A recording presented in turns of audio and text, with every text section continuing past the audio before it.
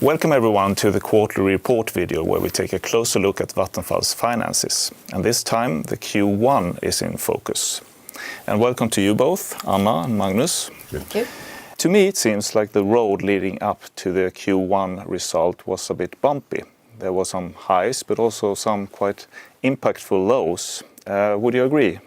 I totally agree. And of course we see a very good high with good fossil-free production from both from nuclear, hydro and wind. But we also see lower results in the sales business because we cannot compensate for cost increases on the buying side of electricity. And of course we have the storm Alfrida that took a significant dent in the first quarter results. You mentioned the storm Alfrida. It hit eastern Sweden in the very beginning of the year. I guess we could say that this was the thing that had the most impact on our result for Q1. Yeah, I mean, that's lost for the year. I mean, and 850 million in costs.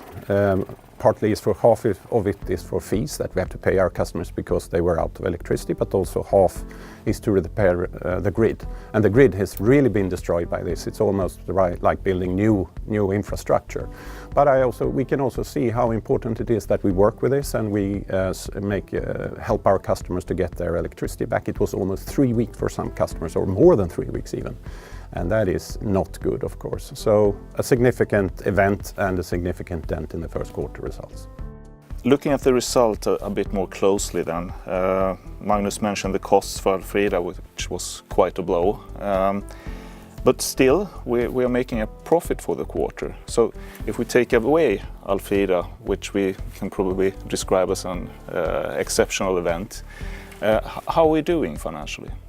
Well, financially we're actually doing much better this first quarter than the same quarter last year.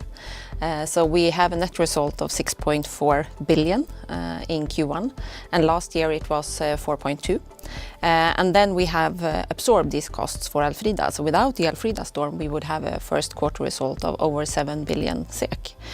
So I would say that that is a fairly good result despite the challenges that we see. We can see that prices are coming back to a more favorable level in the Nordics. How is this affecting our results? Well, it has an impact on our generation business, of course. We can see that we are making good results both in our hydro and nuclear business, despite the fact that we are exchanging a generator in Ringhals 2, which means that we have less availability of nuclear this quarter compared to the same period last year. But we can also see that we have our new wind assets coming online. So the new capacity there is also contributing very positively to our results. We're hedging our generation business, so we don't see the full effect of the price increases. But over time, that of course comes through in our books as well, and we see part of that effect also this quarter.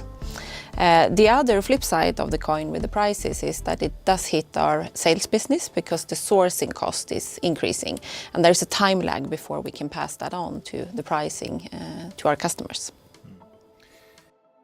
A couple of events took place during Q1 and decisions were made that would impact our business.